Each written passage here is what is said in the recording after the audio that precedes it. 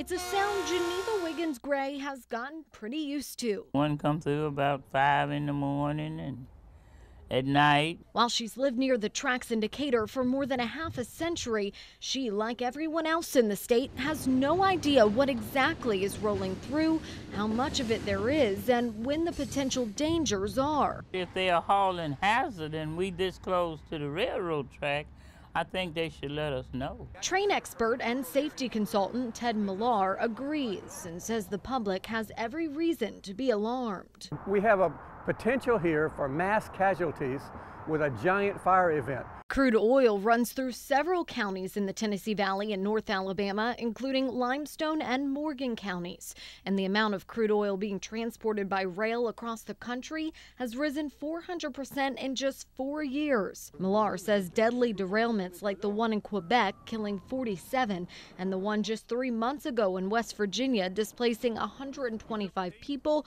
only highlight the threat. One of the largest railroad corporations in the country, CSX, says 99.95% of shipments reach their destination safely. Still, they agree one accident is one too many. And we understand communities' concerns about the nature of the products that we're moving, which is why we invest more than $1 billion a year in our infrastructure to make sure that our tracks are safe to support the transportation of the freight we're hauling.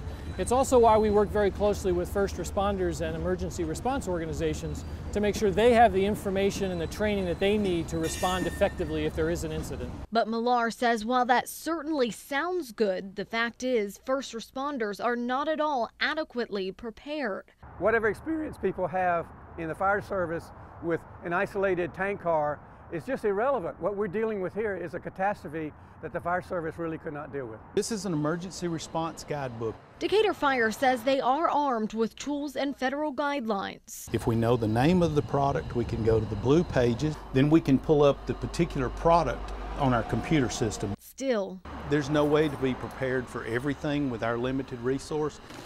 Limited resources and limited information. We've learned local responders in Alabama still remain in the dark when it comes to specifics. Just like you and me, they aren't privy to exactly when, where, or how much crude oil comes through. That's despite a decision made last year by the federal government to make that information available to state officials. Alabama Emergency Management Director Art Faulkner says Alabama chose to keep the information secure for a reason. We worked with Secretary of Law Enforcement Spencer Collier to deem this information as Homeland Security sensitive information because it could be utilized by individuals that wish to do harm. But how real that threat of harm is debatable. There are 0 reported incidents of attacks in the U.S. on oil train cars and example after example of deadly derailments, leaving people like Miss Gray to simply rely on a higher power. I'm trusting in God.